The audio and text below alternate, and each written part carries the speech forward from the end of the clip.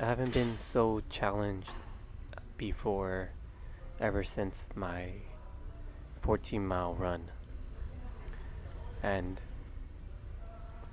to say that the 14-mile run uh, was easy is kind of an understatement.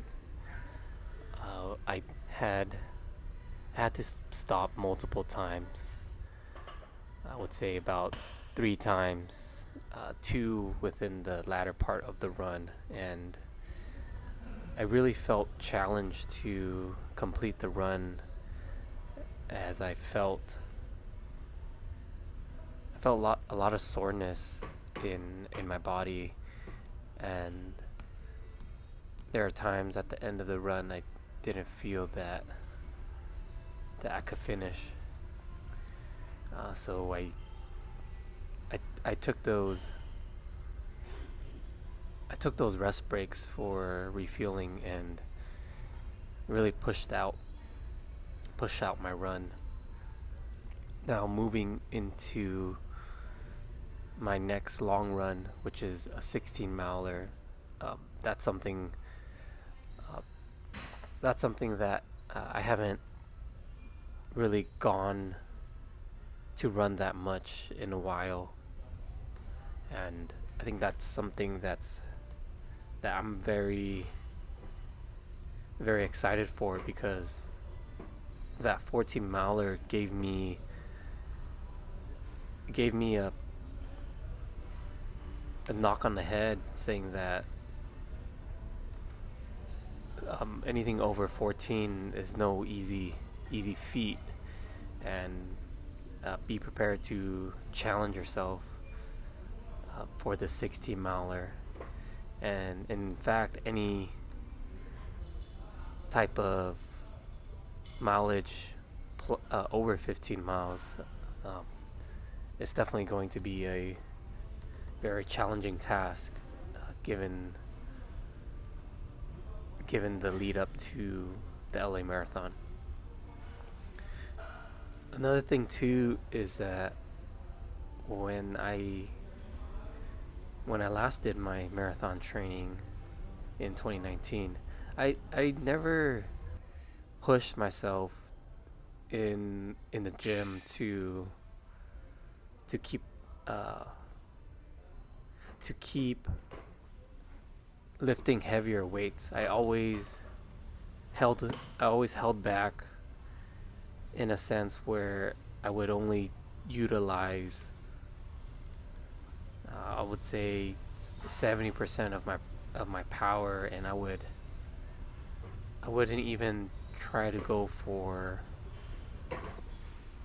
higher weight one rep maxes, and because I didn't feel that I was too scared that it would hinder my running performance. And now that I'm here, it feels it feels very challenging to do both at the same time, but it also there's also a higher reward. That risk to reward ratio. The more you risk, the higher your reward will be. And this week was no different, and I finally got to try the 315 that I've been really babysitting because I just don't want to go past 275 for some reason. Something in my mind psychologically just telling me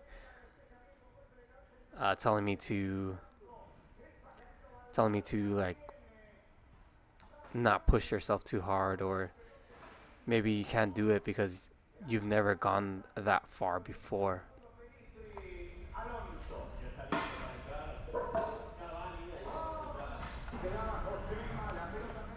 During my bench session today, I felt very eager to continue the trend because I hit that 315 squat. I really wanted to go for 275 on the bench. So I worked my way up to 225 After a 225, felt great.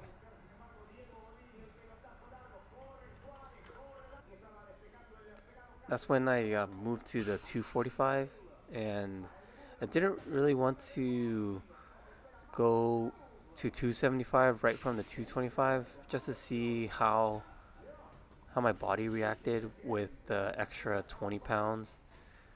So I did a few reps here to kind of gauge where I'm at, and uh, after that, I I made the executive decision to just do 265 and call it a day here because um, my body was just telling me that 275 was not an option this week.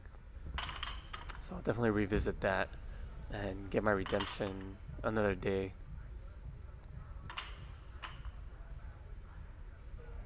Surprisingly, on on my squat sessions, I don't feel too much of a soreness that impacts my running per se.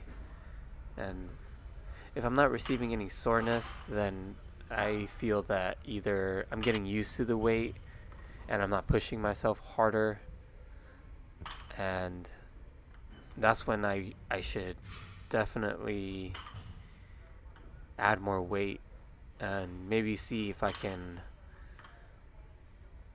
uh, run through that soreness. Or I think maybe